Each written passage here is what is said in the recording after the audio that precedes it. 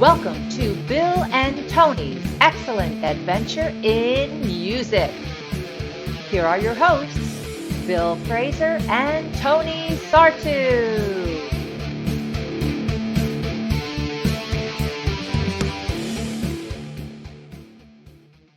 Welcome to Bill and Tony's Excellent Adventure in Music. I'm Bill. And I'm Tony.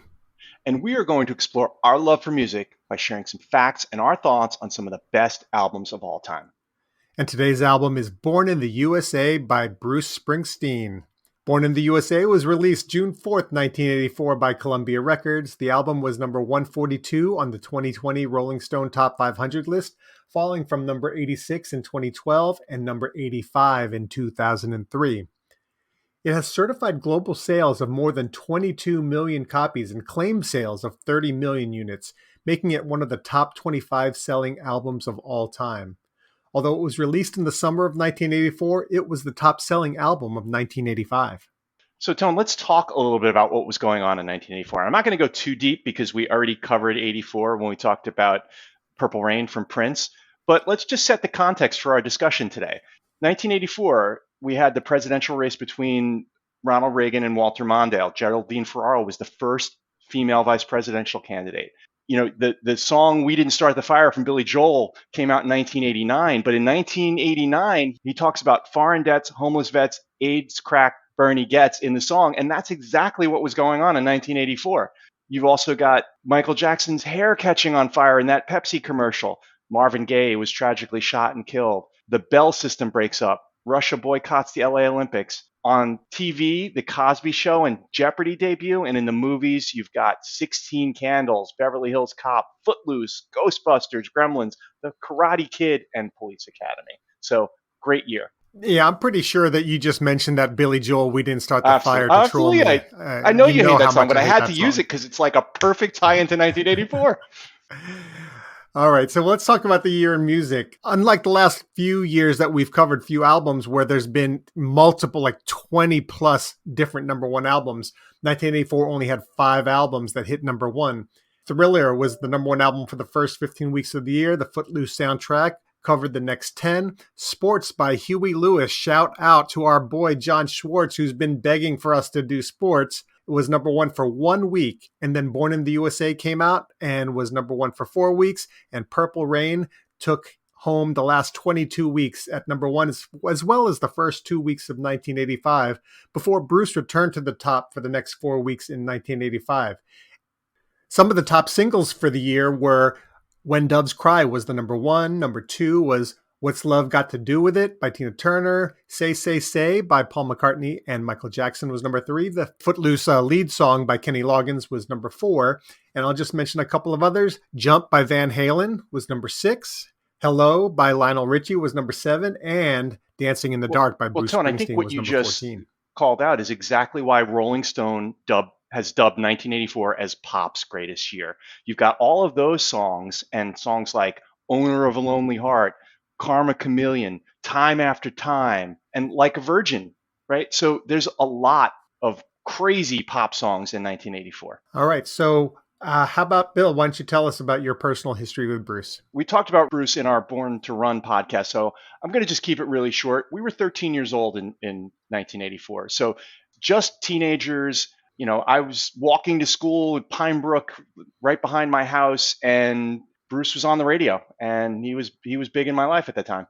Yeah, and I mentioned in the Born to Run pod that, you know, I moved to New Jersey from Oklahoma right, you know, in the time when this came out. As a matter of fact, our vinyl copy of Born in the USA was bought when we were still in Oklahoma, and not knowing that we are going into the heart of Bruce country. And then, you know, lo and behold, I showed up at Pine Brook later that year and joined you for the rest of our Bruce journey. Absolutely.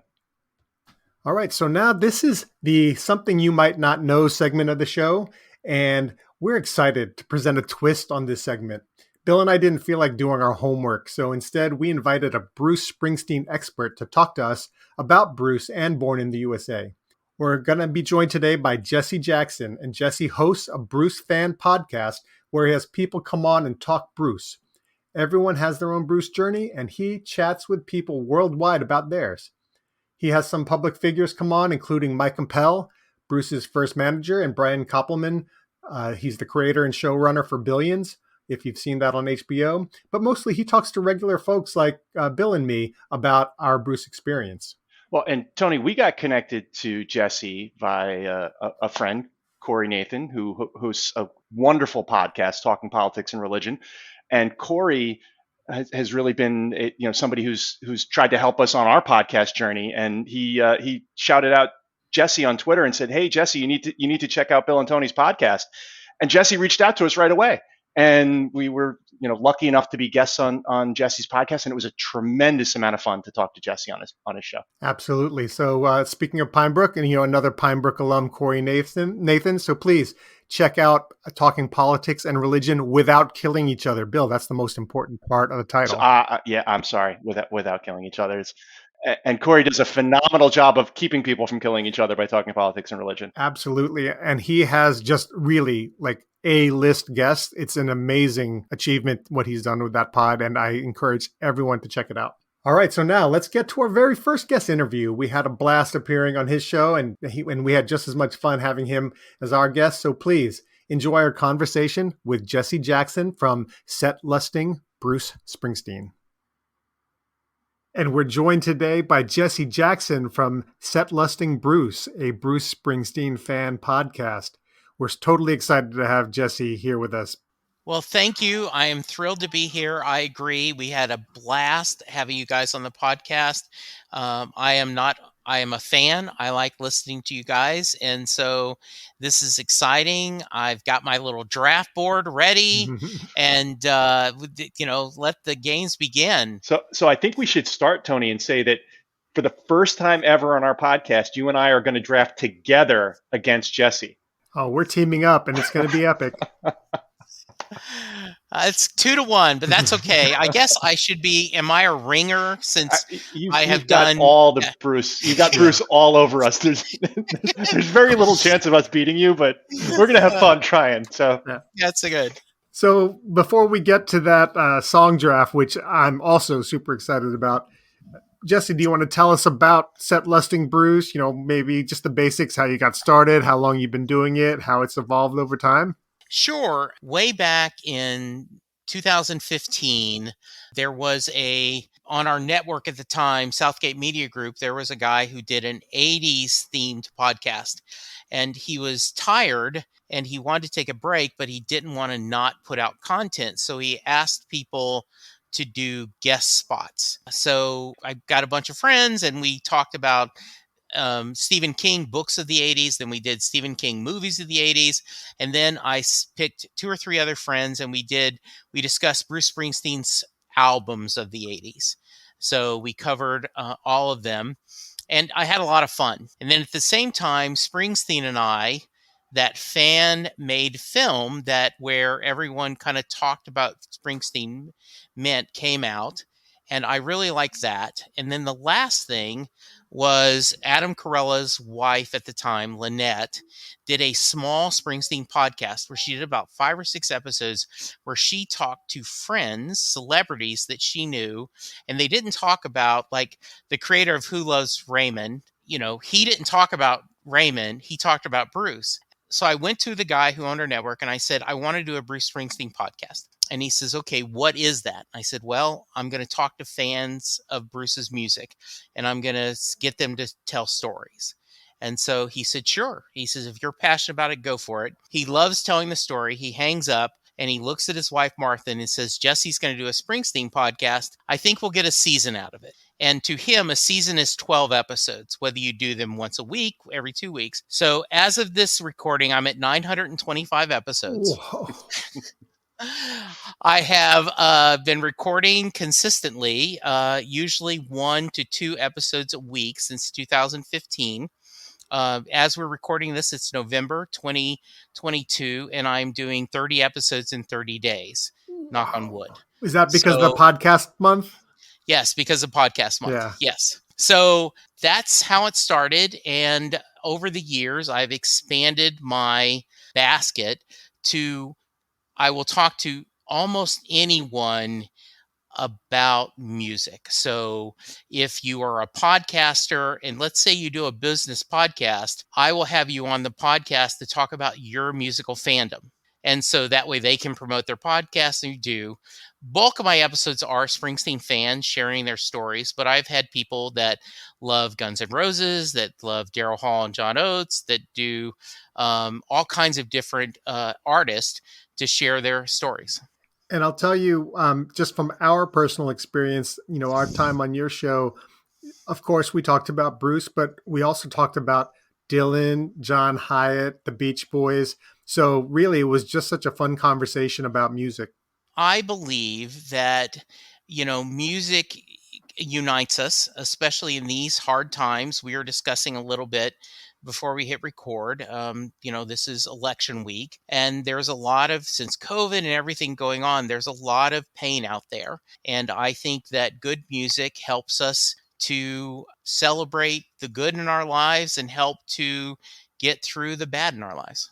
Well said. I'm curious, in all of the people that you've talked to and doing the 900 plus podcasts, do you catch a theme with the people of how they feel about artists? I have common themes among my audience. My guest, number one, there is a good chance if you grew up in the Northeast, you discovered Bruce Springsteen going to summer camp. That's interesting. That is a story I hear over and over again. Either there was a counselor that had Bruce Springsteen, or there was someone who was one of your campmates had a Bruce Springsteen album, and that you discovered Bruce. That is a through. Siblings is a very big thing, that either your older sibling got you into music, or your older sibling, you rebelled against their music and you found your own. If you're the older, you feel this sense of responsibility to teach your younger siblings music. So those are two things. And it is almost mandatory, if you are from the Northeast and you are a sports writer, you are probably a Springsteen fan, and I welcome you to join my show. So you mentioned how you got started, but I don't think you quite mentioned why you picked Bruce. Like, is Bruce at the time when you started the pod, in 2016 or whatever, was he already like one of your all-time favorites? Were you super passionate about it? Or was it just kind of at the moment you happened to be into Bruce? So the first time I remember Bruce Springsteen is 1980. And the lady I was dating, who is currently my wife, had a best friend named Lisa Mesh. And Lisa Mesh went to school in the Northeast. And she came back and said, "Oh, there's this guy named Bruce Springsteen that's amazing." And I did not remember anything about him. After the fact, I realized that I was in high school. I was at a barbershop and I saw either Time or Newsweek where they said the next great rock star. Mm-hmm. And I was like, who's this guy? Have they never heard of Elton John? Like, they've never heard Barry Manilow? I mean, who are these people? So anyway, I ended up buying The River and I liked it. Like everyone else in 1984, the album we're going to talk about, I bought Born in the U.S.A. and loved it. I remember loving Tunnel of Love, bought the box set, and then just kind of drifted. Lynn and I we moved to Dallas in 86. We're trying to get our family started. Money's tight. You've got all those struggles. And I was a casual fan. And then in 2001, The Rising, but 9/11 happened. And after the towers fell, they did a benefit. They did like a fundraiser on TV, and it opened with Bruce singing My City of Ruin. And I remember he goes, "A prayer for our fallen brothers and sisters." And they went into that. And I was just, I can't believe this. What is this? And then I bought The Rising. And then in 2002, I went to my first Bruce show. Never had a chance to see him perform live. And I think there are two kinds of people. The people that go to a Bruce show and go, "Wow, that was long." And the other people that go, "Oh my goodness, when can I go do this again?" So 2002, it switched from me being a casual fan to a passionate fan. And then in 2005, he came back at a small show during the Devils and Dust tour. It was just him, guitars, and electronic piano. And I had studied Devils and Dust because at the Rising, I didn't know every song because I was a casual fan. Devils and Dust, I knew that album forwards and backwards, and that was it. I was sold. And so slowly became obsessed. And then you learn, wait a minute, you mean I can drive to another city to see Bruce perform? I don't have to wait for him to come to Dallas. And now then with the podcast, Linda will tell you it's all Springsteen all the time in our house. In fact, I will say, hey, Linda, do you want to know something? Is it about Bruce? Never mind. That's a little bit how it's like in my house, in the week or so when we're prepping to do an album. It's my daughter will say, oh, what is this about the Killers you're going to tell me now? Yeah. Yes, absolutely. So you mentioned how, you were a casual fan, until 2002 and then, super passionate, but you started the pod in, 16. So has anything changed for you, in the last 6 years? I think I have a greater appreciation of just how passionate Bruce's fan base is. And I'm sure there are people, Taylor Swift's fans, Lady Gaga, Grateful Dead fans, Bowie fans, Beatle fans, however you want. But there is something about Springsteen fans that I am touched by their passion. There is the people that, he hasn't done anything since Darkness. Darkness was his last great album. Well, do you know how many albums he's done since then? But overall, I think that's what surprised me the most is how passionate and how giving the fans are. And I continue to hear new stories of people that have had experiences and that have shared parts of their lives, and Bruce's music has made a difference to them. That's great. Bill, do you have any questions? So, Jesse, do you remember the first time you listened to the album and, kind of what your thoughts were back in 1984 when you first heard the album? I can. So, I was born in 1959, and 84 was the year Linda and I got married. So I remember, that CD was everywhere. And just to interject, it was the first commercially pressed CD in the U.S. Oh, I did not know that. Okay. I know that after the fact, and there is, behind the scenes story, and if you read Dave Marsh's biography, that The River was their first hit. Little Steven talks about that they had put out all these albums, but The River was their first hit. They had not had a hit since then. And then he followed up with Nebraska, and that was not quite what the record company was wanting. So when he brought them Born in the USA, they were, okay, this is more like it. So yes, I remember hearing the songs. And in 1984, MTV, and I remember seeing the videos, right? There is the really bad Dancing in the Dark, but at the time it was cool just to see it. At that time, we did not know that Courtney Cox was later going to be a friend.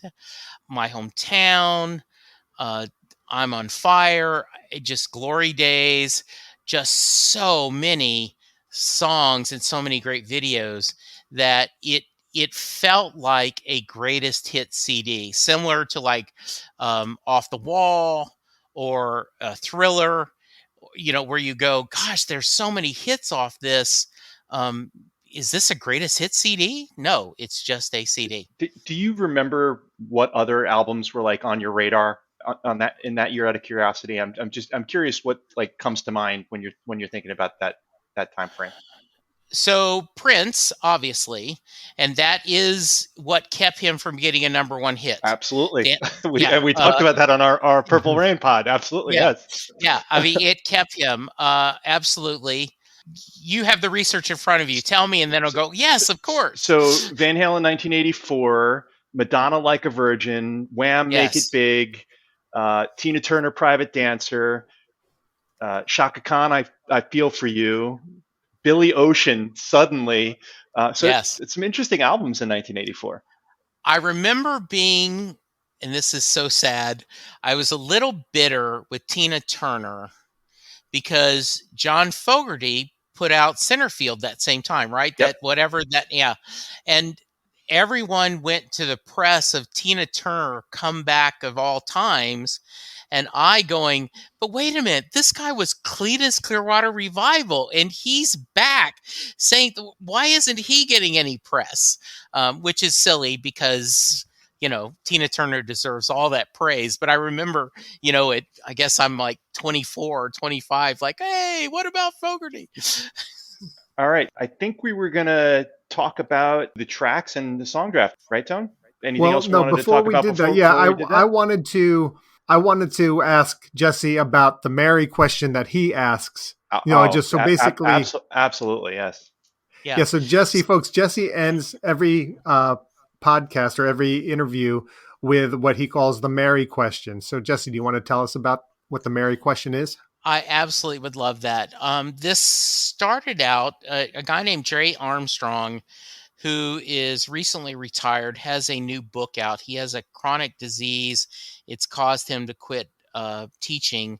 And so he's written a book, Bedtime Stories for the Living, that's an amazing memoir of his life. But when he was teaching, he taught honors English in the Philadelphia area.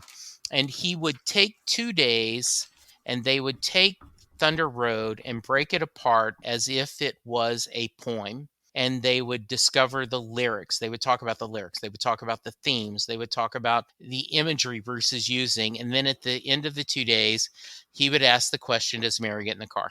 So Jay was on my podcast and he told me about that. And I said, gosh, that sounds interesting. And he didn't tell me the Mary question. He just told me that, hey, sometimes when I'm teaching, I do this.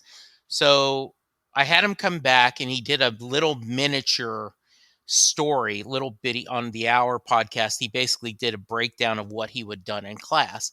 And he asked me the question, does Mary get in the car? And well, of course she does. I mean, that's not even a question. I mean, the lyrics are, we're pulling out of here to win. And he goes, technically on the lyric sheet, it's I'm pulling out of here to win. What? No.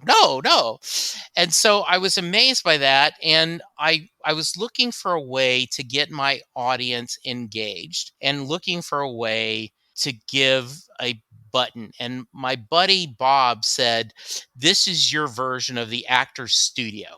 Like he ends every episode with what's your favorite curse word and all this stuff. And so it's ended up being a nice button on, and so I give them the explanation that I just gave you, and then I tell my guest in advance, whether you're a Bruce fan or not, listen to Thunder Road, read the lyrics, and be ready to give your answer. And 99% of them do. Every once in a while, I get someone that goes, oh, I didn't do the homework. And I'm like, okay, I'll cut this out then. But one of them called me back like 2 weeks later and said, okay, can you record me again? I now have an answer. So that's the Mary question. And I asked you guys the question. So, Jesse, I'm curious, is there like a strong pull one way or the other in respondents? 60% of the people say yes. She gets in the car. About 40% say no. I have never gone the time of looking, dividing it up by female, male, age graphics, though a couple of years ago, and if you search this, you can find it in my archives, I took like 50 answers and I cut and spliced them together. And for someone who knows about editing podcasts, that was a pain because you had to listen to the podcast, get it like, okay, yeah, cut it. So I put them all together and I sent them to Jay. I said, here are about 40 or 50 answers. Would you want to come on the podcast and talk about the answers? And he did. And so we did a 2-part episode where I played all the answers to everyone could hear. And then he talked about it. And he talked about some differences. Some females go, it's Bruce. Of course I say yes. but it isn't Bruce asking the question. It's the character in there. I get a fair amount of people that go, no, he called her ugly. He said, you ain't a beauty, but hey, you're right. F that guy. I'm not getting in the car with him. Some people say that no, Mary's scared. She's too scared to go. Or no, he's not worthy of her. So it always makes for a fun discussion. The only thing that's unhappy, Tony and Bill, is when someone just says, yes, she gets to the car. Hoping for a little more there. But okay, we'll move on. So I don't remember now because it's been several months, but folks, I suggest listeners, we're going to put a link in for our episode with Jesse on his pod, and we encourage you to not only listen to ours, but listen to ours and hear our answers to the Mary question. And of course, I'm going to go back and look for that in the archive and look for that show or those shows with Jay as you dissect those answers. That sounds awesome.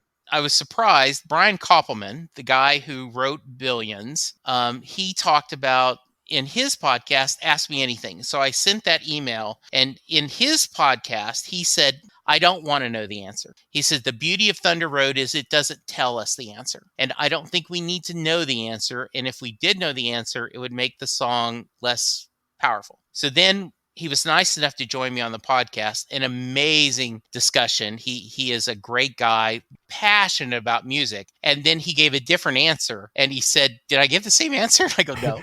He goes, okay, that tells you it's a great question. And I listened to the Koppelman show, and he told a great story, but now I'm not remembering if it was about Bruce or somebody else, where he had met them when he was young and had said or done something stupid, and then met him as a successful show business professional, and just didn't acknowledge that. Was that Bruce?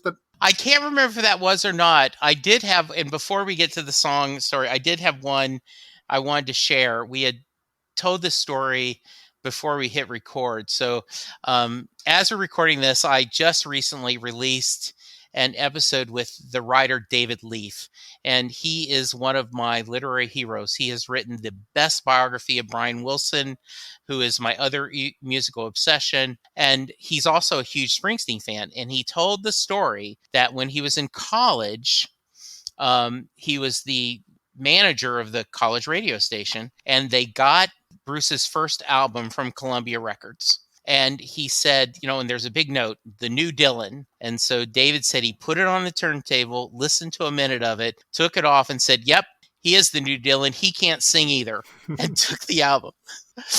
So I love that.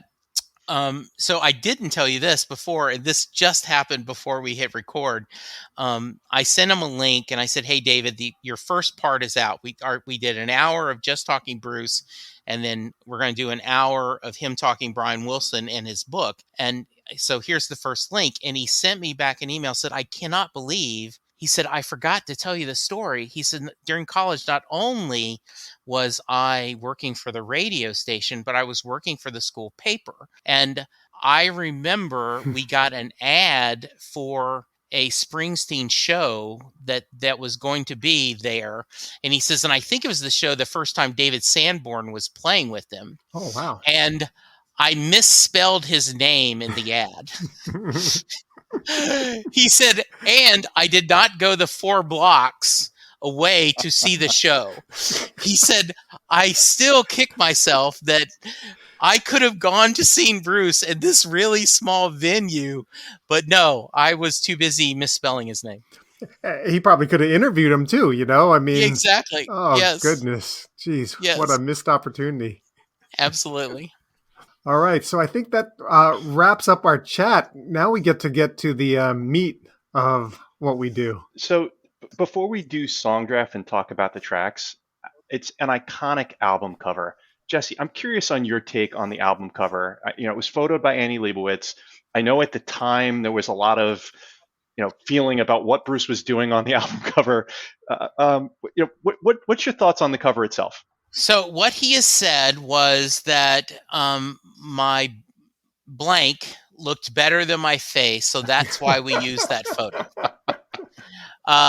Yes, there was a lot of thought that because of the lyrics of Born in the USA, that he was relieving himself on the American flag.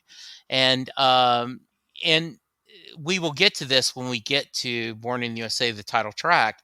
Born in the USA is a very patriotic song. It is just not patriotic the way that many people who don't listen to the lyrics think it is. Yeah, no, agreed. I think, in a lot of ways, American Land and Land of Hope and Dreams are the songs that are more patriotic and more talking about the American dream than Born in the USA. So yeah, I think it is an iconic, and there is speculation among Bruce fans that originally Born in the USA was going to be a blues version, and it is the version he did on Broadway. He has it in track. Didn't he originally record it acoustically? Yes, I believe. and with that, yes. And you wonder if the album would have been as big without that iconic stadium, anthem.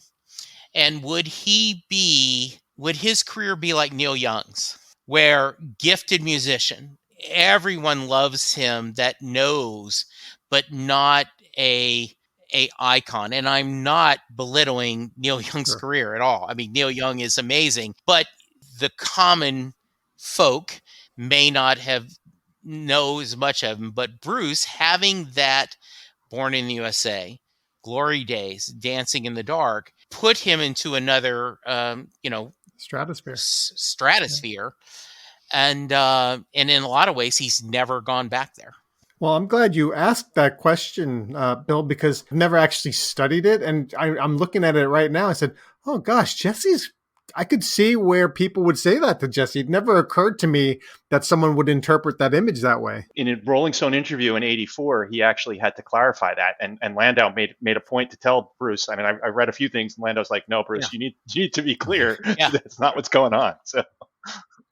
You're right, Tony. If you look at it that way, and if you're, just as my parents used to tell me, it's Knights in Satan's Service you're listening to. No, it's yes, Mom. So if you want to believe it, you want to believe it, right? And so if you want to believe that, I could see how someone would think that's what he's doing. All right. So the other thing about the album itself is, I know, Jesse, that he recorded a lot of tracks when he actually did this album originally, and I think it was something like 70 tracks or something along those lines. Do you know anything about how he pared it down? I'm curious. So I know that one of the stories is that Little Steven did not want him to do, I think, Dancing in the Dark. He didn't want him to include that. He was pushing for Cover Me. They ended up getting both. As we get to tracks, we'll tell what stories I know. I know that he put out a 4 CD box set called Tracks that had a lot of outtakes and he doesn't do it now. He talks about that in interviews, that at the time I wrote 40 or 50 songs for the album. And now that I'm too old for that, right? Like though the rumor is, and he flat said that on his new album that's coming out in November, that he recorded a whole set of songs, threw them away, recorded another set. And there are probably 30 or 40 soul cover songs that he did, and then he picked the 15 he wanted, and it does say volume 1. So there is speculation that he may do doing a volume 2 or volume 3 because he had so much fun doing it. All right, so why don't we jump into song draft and talking about the tracks? Okay. I think that's what we're all waiting for. So, okay. Jesse, since you're our guest, we're going to let you pick first. But just a reminder for all of our fans out there what our song draft is, and in this case, we're going to do it a little differently because Tony and I are going to be teaming up together versus fighting against each other as we normally do. But a song draft in our world is, we take all of the tracks in the album, we alternate picks, and we create a team of songs, a little roster of songs. Jesse will have his team of songs. Tony and I will have our own roster of songs. And at the end, we're going to put a link to our song draft poll.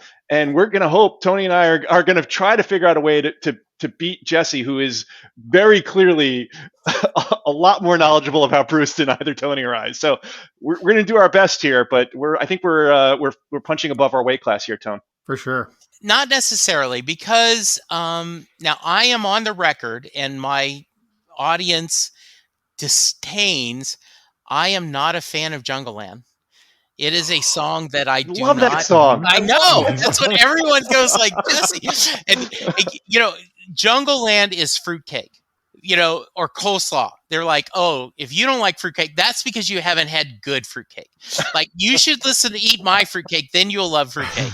And so people are like, well, Jesse, you just haven't taken time. Like, put headphones on, light some candles, turn out the lights, close your eyes, and listen to Jungle Land. It'll speak to you. And I'm like, it's an iconic intro. Clarence's solo is epic, but the song just doesn't speak to me. And to me, music is a very personal thing. And when it speaks to me, it counts. And when it doesn't, I can intellectually understand that, oh yeah, that's a great song, but it isn't a great song to me. So I may pick all sucks, and you guys So you know what? That's interesting, because when Tony and I do this, we genuinely try to pick the songs that we like, yeah. and sometimes it's to the detriment of whether it's the better roster of songs. Yes. So you have first pick. You're on the clock. All right. So in 2015, I was diagnosed with colon cancer, and they were it was very quickly. I was very sick. I went into the emergency room. They said, we think you have a tumor. The next day, we definitely have a tumor. We think it's cancer. The following day, it is cancer. And so the hashtag we did was no retreat, no surrender. So if you push me, and you are, because No Surrender would be my favorite song on Born in the USA. We busted out of class, and we learned more in a 3 record than we ever learned in school. No Retreat, No Surrender. It is a epic song. I was in Houston a few years ago, one of the last tours, and there was the Flores brothers. And this is your homework, audience. Go type in Google, Houston, Texas, No Surrender, Bruce Springsteen. And 2 young guys, and one of them had a sign that said, I busted my brother out of class. Can we sing No Surrender with you? And Bruce pulled them up, and the definition of joy is watching those 2 young men sing with Bruce. They knew every verse, they knew every word. And when it was time to leave, they went and shook hands with every member of the band before they left the stage. So my pick, No Surrender. All right, 1-1, No Surrender. Great pick. I'd like to hear you guys' thoughts on No Surrender. So on my draft board, No Surrender is my number one. Yes. That's interesting. So for me, it's kind of down ballot. So it would have been on the lower portion of my draft board. See, classic Tony and Bill. Jeez. Yeah. I'd love No Surrender. To me, it's by far my favorite song on this album, which, like you were saying, Jesse, is kind of almost like a greatest hits album, but No Surrender, it makes me want to, run through a wall. I love that song. So, the thing for me is down on this album is, like, I like every song on this album. Sure. There's not a song on this album I do not like. So I agree with this is kind of a greatest hits album. So there, I would put it on, the lower portion, but it doesn't, it's still for me an all-time great Bruce song and a great song. Yeah, when now young faces grow sad and old and hearts of fire grow cold, we swore blood brothers against the wind, and now I'm ready to grow young again. There's just something beautiful about that. When we're off mic, Bill, we have to explore more how that song is farther down, because that's a terrible take. No. This is a judgment-free zone. Hey, look. You and I just don't agree on a lot of stuff. That's the whole point. That's why you and I teaming up here. It's going to be just almost a train wreck of picks here. Yeah, it's going to be terrible. So for team Bill and Tony, I think I'm going to go Glory Days. I feel like that song is too iconic, but it's still positive. It's it's positivity. but at least it's like nostalgic and stuff, and it's just a really good rock and roll song. So I'm going to go Glory Days. Good. Any thoughts on it, Bill? I love Glory Days. I probably wouldn't have gone with it if it was me picking, but it was top three for me on the album. So I think it's a phenomenal song. The thing that stands out for me in this song, and it's a pet peeve, and probably why I don't rate it higher, is Speedball. Like, dude, it's fastball. Come on, like Bruce, you're an amazing artist, but I can throw that Speedball by it. Like, bugs me every time I hear it. So, once again, take a drink. I'm promoting an episode. I had a sports writer who rewrote the lyrics to fix it so that it would be that. And he actually was on the podcast doing it. I think the Bruce apologists have said that if you go back into old baseball, that it was that. That's a stretch. Yeah, I do think it is. Yeah. I absolutely, it would have been 3 on my board. That's where I had it. Yeah. It is a song that I never get tired of hearing. I love the joy in it. I remember seeing that video, and they look like they are having so much fun. Little Steven with the mandolin, Max twirling the drumsticks. You're like, I want to be in that party. And there is a verse taken out that's about his father, and he wisely took it out. It's available if you look for it somewhere. Do some deep dives. It works better without it. Bruce has said the first verse definitely happened. The second verse probably could have happened, and the third verse will happen. And so, great choice.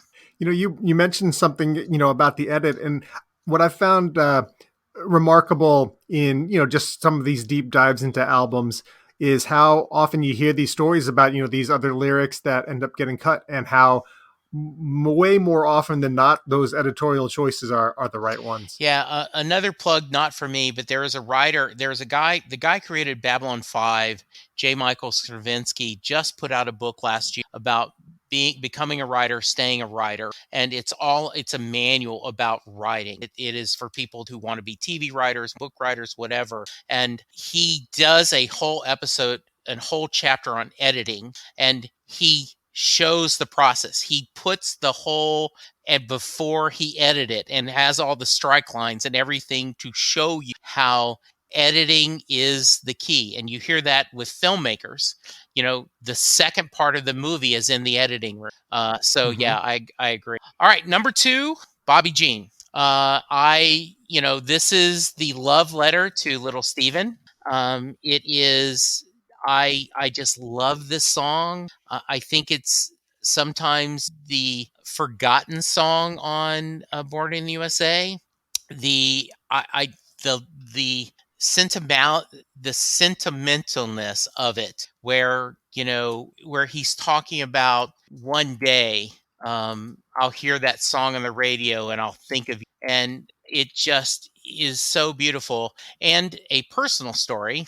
I was in Louisville, Kentucky for a show, and he had done Shout, which was his closer at the time. And everyone, left. They're applauding, and everyone had left the stage. And I watched Max Weinberg reach down and give somebody his drumsticks. And all of a sudden, Bruce walks out and picks up his guitar and starts strumming. And you could see the band members, what?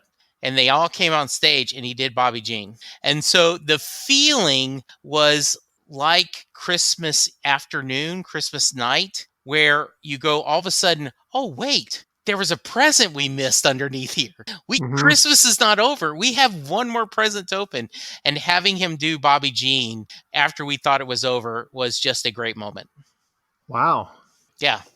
It's interesting. I'm looking at my sheet here, and Bobby Jean, I struggled with it because it started out higher on my list, and then I crossed it off and then moved it down, crossed it off. So that whole struggle again with songs that I like versus, the ones that, might be more suitable for the draft. So I'm a fan of Bobby Jean too. Yeah. So love the song. I had it again down a little bit lower. So back half. One of the things I wanted to ask both of you about is the last lyric. I know there's some talk that it was alluding to little Steven leaving the East Street Band. I mean, do you get that when you hear it? I do now. Originally, no.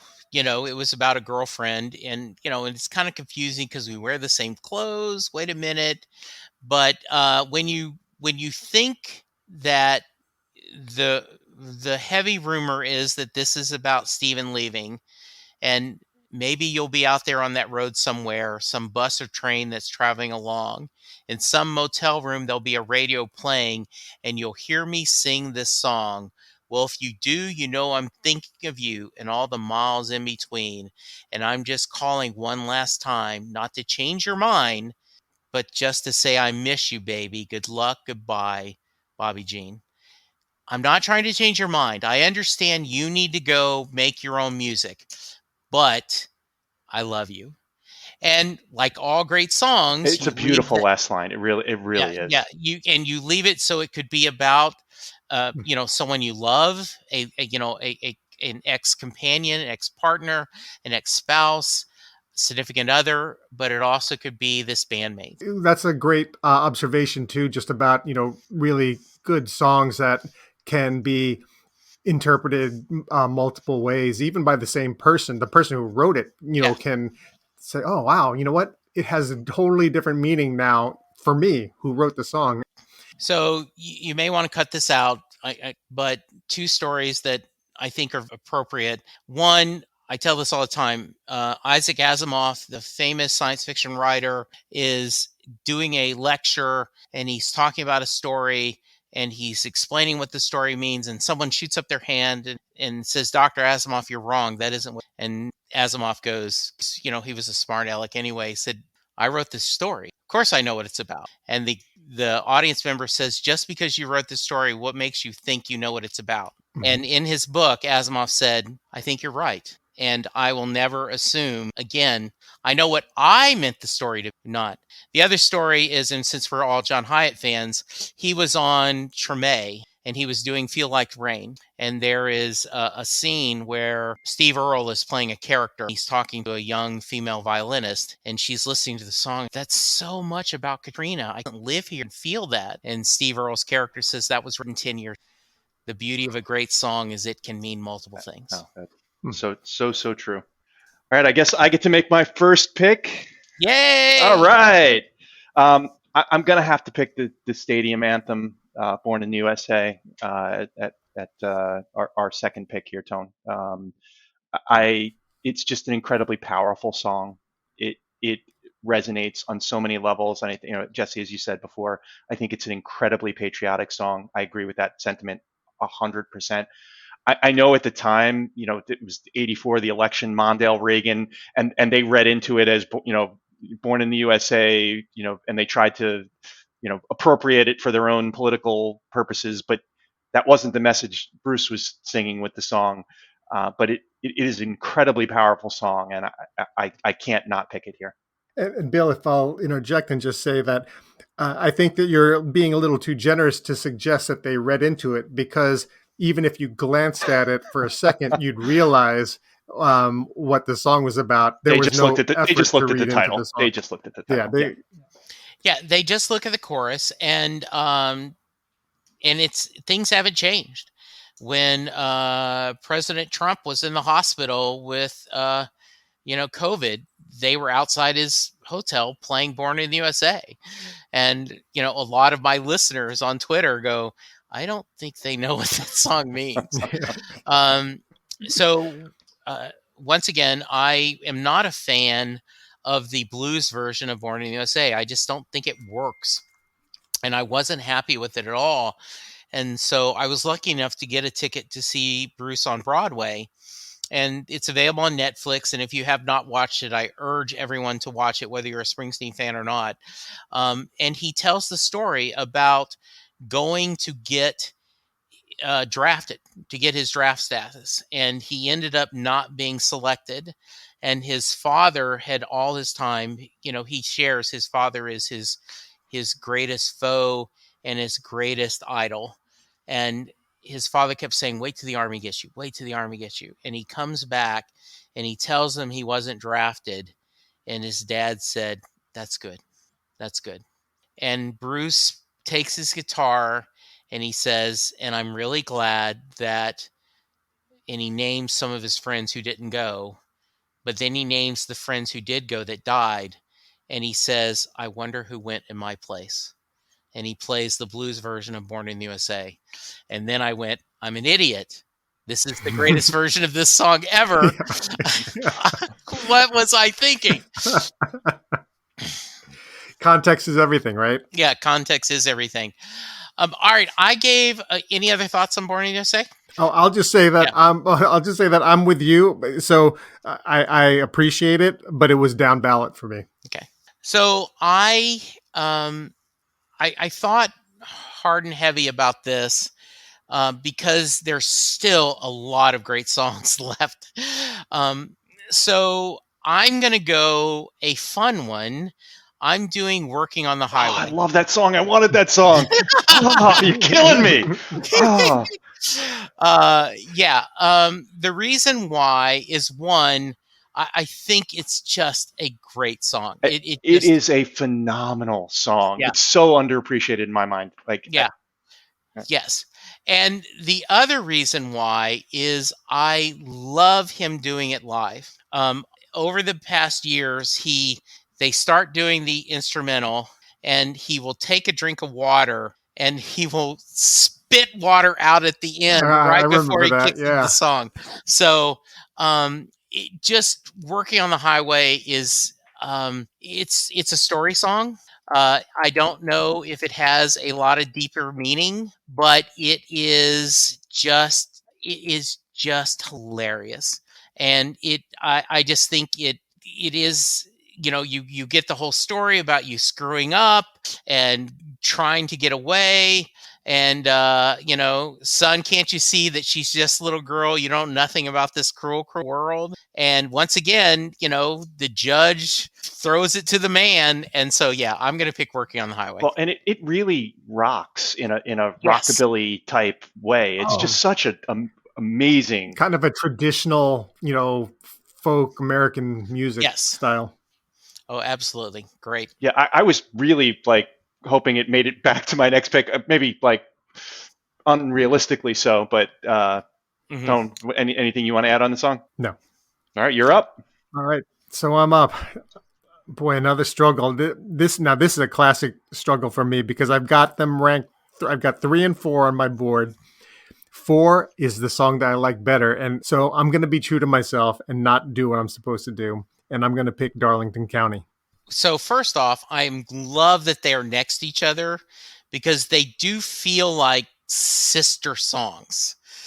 So I think that is a great choice. I absolutely love that. Me and Wayne, we're big, just this whole arrogance of them. I love Darlington County. Great song again. Very country feel to it. Awesome song. Yeah. Yeah, it just great. All right, so I'm gonna go next. I'm gonna go Dancing in the Dark. Oh, you're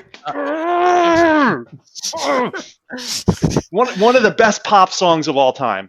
Just a phenomenal song. Yes. And the rumor is the story, and one of my favorite John Ford movies is The Man Who Shot Liberty Valance, and one of the last lines is, sometimes you have to just print the legend. John Landau said, you don't have a single, you need a single. And he comes back with Dancing in the Dark. Dancing in the Dark gets a bad rap because Bruce brings someone on stage, and, there's diehard fans that are like, oh, I wish to do that. Not as much hate as Waiting on a Sunny Day they get, but they do. And there's people with their signs. I want to dance with Bruce. I want to dance with Susie. But if you take away all the pop, you take away all the glitter, and it is one of his most covered songs. I think a song later on this list will beat that as far as most cover. But you hear all kinds of people dancing in the dark. They do it slow. They do it rhythmic. Lot of very cool versions of it. Yeah, I Very agree. version. And just there is a beauty to that. I don't like anything about myself. I want to change my hair, my clothes, my face. And so I love it. And I've only, I hear it almost every show. And I always think that Jake is saying, Bruce, can you pick up someone a little quicker? Because I'm tired of doing this sax solo. So Tony, Jesse's sniping me every single pick here. Well, for me on Dancing in the Dark, Jesse hit on something that's exactly my problem with it. And not that it was far down on my list either, but it's the fact that there's so many great covers of it. And frankly, I think that there's a lot of those covers are better than at least the Born in the USA version. And that's what I struggled with this song. I do appreciate it for what it is, but if I can find half a dozen versions I like better than this one, I don't know how I can pick it that high. But it is such an amazing pop song. I mean, again, put it in context of the year of when it was written, when it came out, all of the other pop songs that were going on at that time. I can argue it was probably the best pop song of 1984, and it didn't get as much credit as it deserved. Like I think it's an underrated song. And it's his it's number 2. It reached number 2. Prince did stop him from being number 1. Another story that it had leaked that he was doing it on Broadway. And once again, I should second guess Bruce, but I was thinking, man, why is he doing Dancing in the Dark? I mean, I just don't know. Why does that? I mean, I guess it's his biggest pop hit, but it seems out of place. And then if you've seen the show, he talks about how his mother, who is fighting Alzheimer's, loves to dance. And then he talks about the current political situation and how bad things are and how we've got to have hope. And then he says, and so what you have to do is do like my mother, putting on your dancing shoes and keep believing. And he starts dancing in the dark. And then he fades into Land of Hope and Dream. And I'm crying and I'm going, once again, I'm just stupid. Why am I second guessing the boss? You're leaving me with a tough pick here, Jesse, because you're sniping me. I'm going down. Is where I'm going with my next pick. Really? Yeah. Again, I think it is an underrated song on this album. Yes, a little repetitive, but I love the song, and I think it's underrated. Okay, nice. It was lower on my list. It is not one of my favorite songs, but it is certainly, as you said, I think too many people forget the beauty of this album. It is a gateway album for a lot of Springsteen fans. It continues to be. You can put that on and hear all the hits. So yeah, great choice. Absolutely great choice. It's also a darker song. I mean, when you really just listen to the lyrics, it's a dark song. I mean, it's kind of rockabilly type, but it's got a dark undertone to it. Yeah. So, guest prerogative. Do we want to switch and let you guys take another pick right away? That way, you guys, Nope. We'll go. Okay. I'm Thank throwing you. it out that's there, very, though. generous of you. Very but generous. Nope. But, Okay. That's not how we play. Okay. So I am going to go my hometown. It was the last single on the album. It is his love letter to people being stuck in a small town, but the allure of it is too hard for them to go away. My wife and I were both living in Lake Charles, Louisiana, where the the oil and gas economy in the early 80s was horrible. So we moved to Dallas, and we saw that there were people that, would not take another job because the plant used to pay $25 an hour. And now then I'm not taking a job if I can't make $25 an hour. And yeah, but that, as the foreman says, these jobs are going and they're not coming back. So it is a song that I I don't play all the time. Like if I'm going through a mixed list, it is, but it is one of my son's favorite Springsteen songs. And after he's had a few alcoholic beverages, he will put a live version on that and will feel very sentimental. So I'm gonna pick My Hometown. That was my other consideration for my last pick. Yeah. I love that song. Yeah. Again, kind of a melancholy, powerful song. Yeah. And that image, right, of, I think many of us, before we worried about safety, your father would put you in his lap while he's driving so you could drive, and it's, now then, heaven forbid, oh my God, but back, that big old Buick. So yeah. Yeah, that's the beauty of that song too, is just how visual it is. Yes. Oh boy. Gosh. I don't know what's wrong with me. I'm struggling here. I'm gonna go I'm on Fire. I'm not sure that I've got this one right, but that's where I went. What do you guys think of I'm on Fire? I really like the song. I love the percussion component of the song, the driving beat to it. It's slow and burning, and I'm on fire. Like sonically, it kind of plays like the lyrics. Mm-hmm. Yeah. Once again, a great video. It is. I had a guy on the podcast that specializes in 80s and 90s videos, and he would make the argument that's Bruce's best video. I would give Glory Days to it, but I understand what he's saying. So here's my fact that is not scientific, but you had asked earlier, are there trends, right? Well, if you have your $5 in your hand and you walk up to someone at a bar, either a singer-songwriter or a guitarist or someone or a band, and you throw $5 in the tip jar and say, can you do a Bruce Springsteen? 50% of the time, they are going to do I'm on Fire. It is a good song. It is an easy song to do. And in fact, I am shocked when someone says, oh, Atlantic City is my favorite song. Do you mind that? Or well, I can do Tougher Than the Rest, but most of them will say I'm on Fire.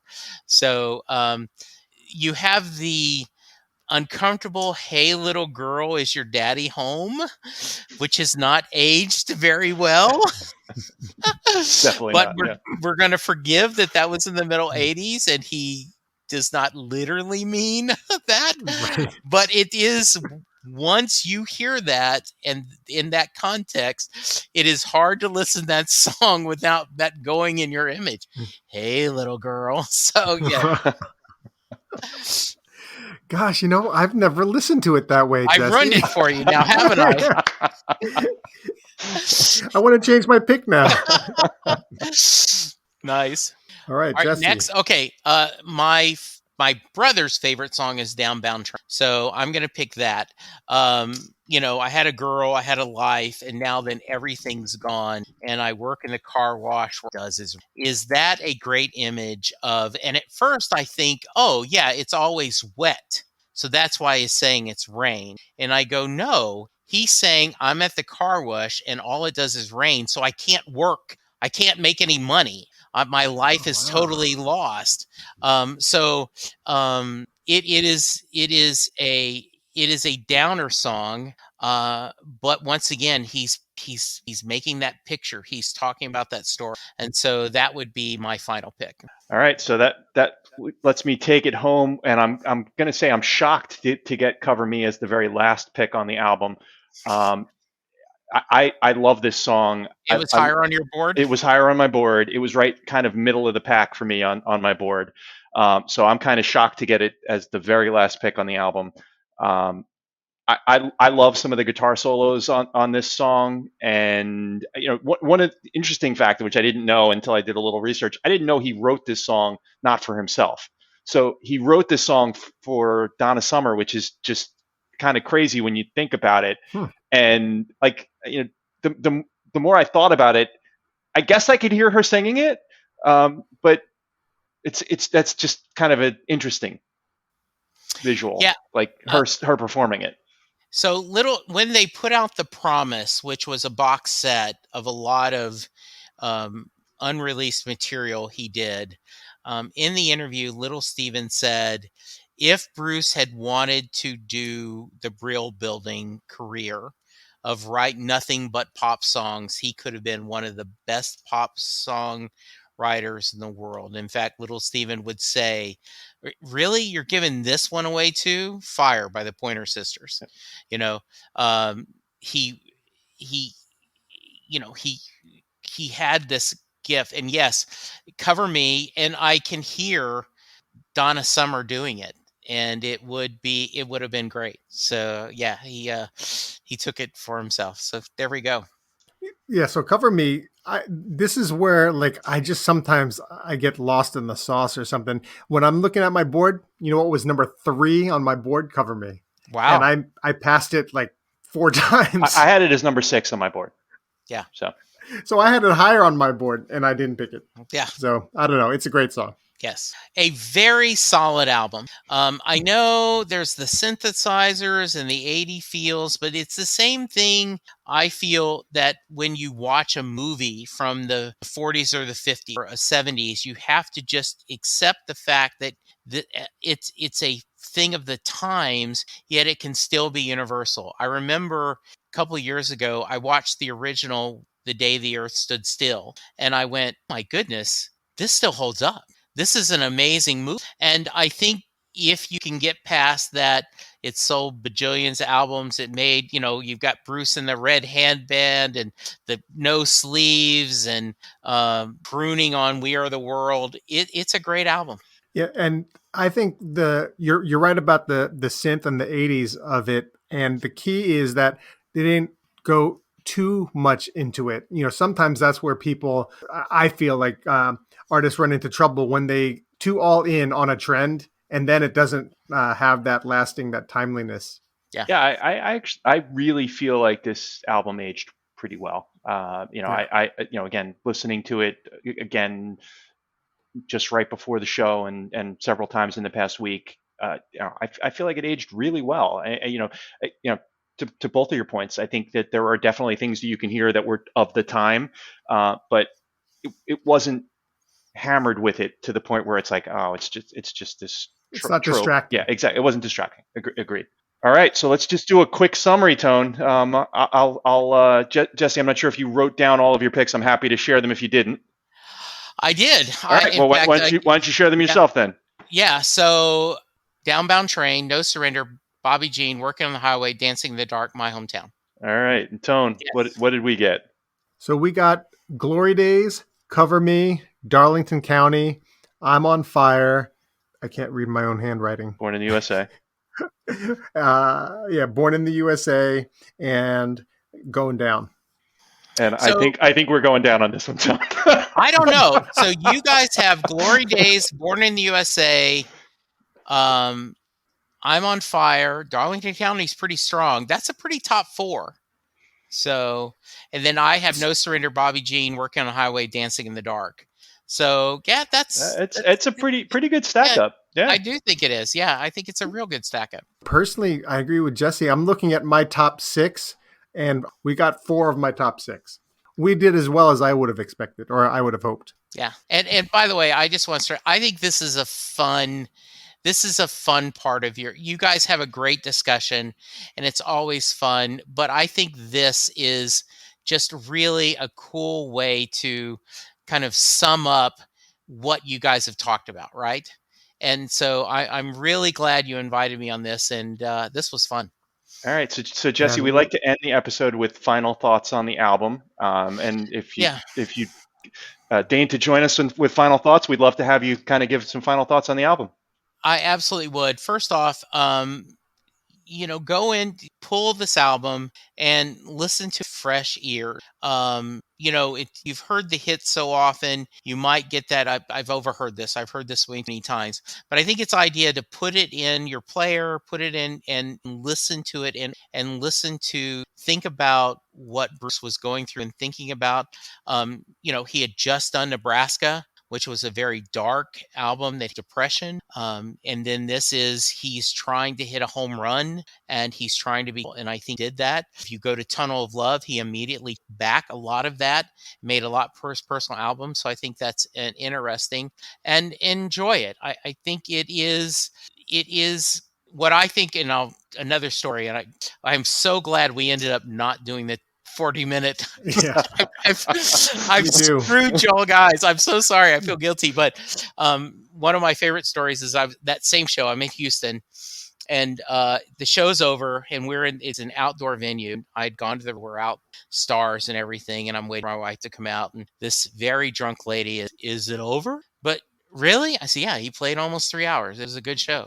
But he didn't play Born in the USA. Well, he doesn't always, but it's his biggest hit. Yeah, I know, but he doesn't always. So ever since then, if he plays Born in the USA, I go to Twitter and I go, Born in the USA, and somewhere there is a drunk lady in Houston very happy.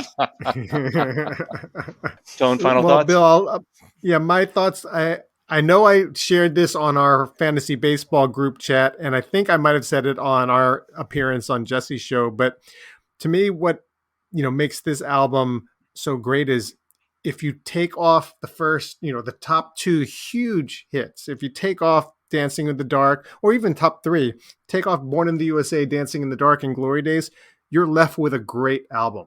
If you could take off 3 like all-time songs and still have a great album, you've got a, that just tells you how deep and strong this album is. Album if you can do that. Yeah, I completely agree. Yeah, that's impressive when you think about that.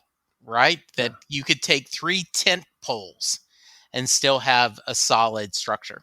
So my final thoughts, Jesse, what you said really resonated with me. I think, listening to it end to end, really appreciating the songs, taking those, and Tony, agree with everything you said, taking those tent poles out, songs like Working on the Highway, like, oh my goodness, like I didn't even remember that song very well. And I'm like, it's stuck in my head right now. Like it's such an amazing album.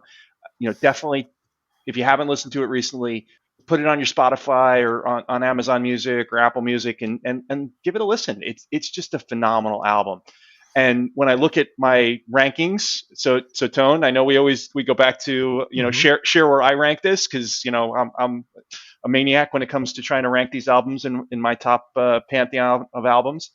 I rank this as my number 34 album of all time. I think it, Rolling Stone ranks it, in its last list at 142. It was higher. It was 86 in 2012. It was 85 in 2003. I think it's very clearly a top 50 album, and I put it in top 40. By the way, it took everything I had not to. Oh, so, and where's it going to be ranked, Bill? And I was like, no. That's Tony's line, Jesse.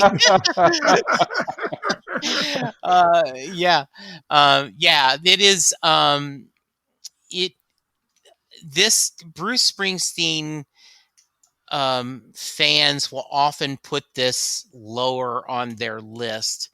And I think that's partly because of overplaying and this kind of, that's the everyman's album. I'd rather go, I'm going to talk about, Greetings or, Darkness, because it is.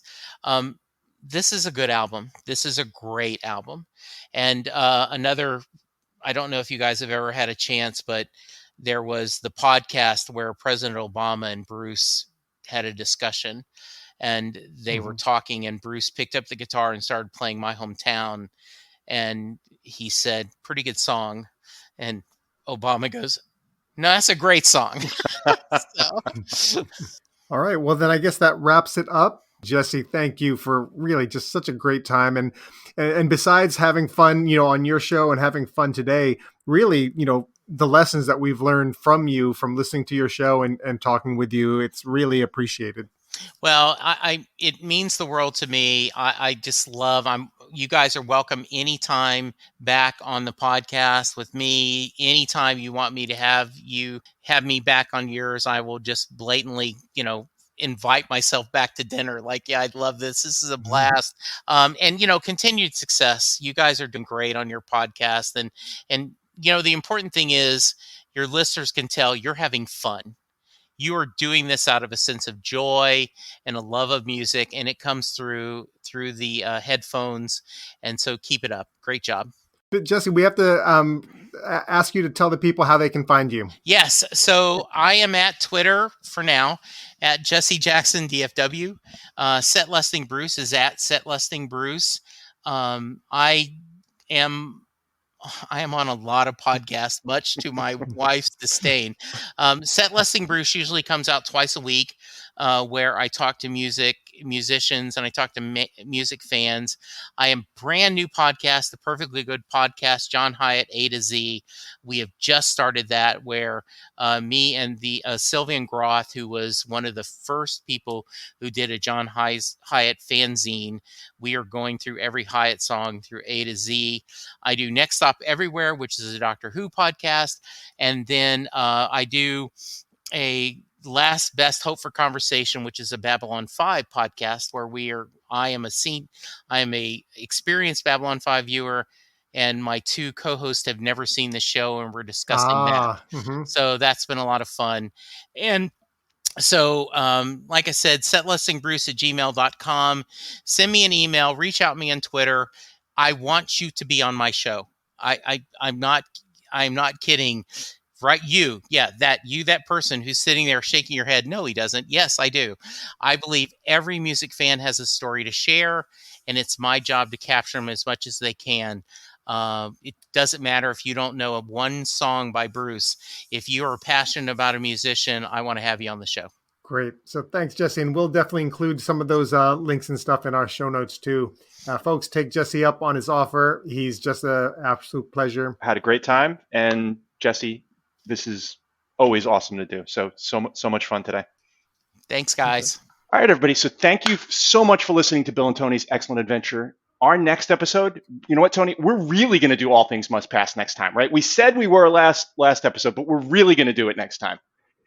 And I'm so excited about this next episode because we're having really an incredible guest, Laura Cantrell, who hosts the George Harrison Dark Horse radio show on the Beatles channel on Sirius XM, is going to be our guest. And she's going to talk to us about George and really tell us some, interesting stories and insights from working with the Harrison estate. And I just can't wait to have Laura join us to talk George on our pod. That's going to be so much fun. I can't wait either. All right. Well, thank you, everybody. We can't wait to share our next episode with you, and we'll talk to you all soon. See you next week.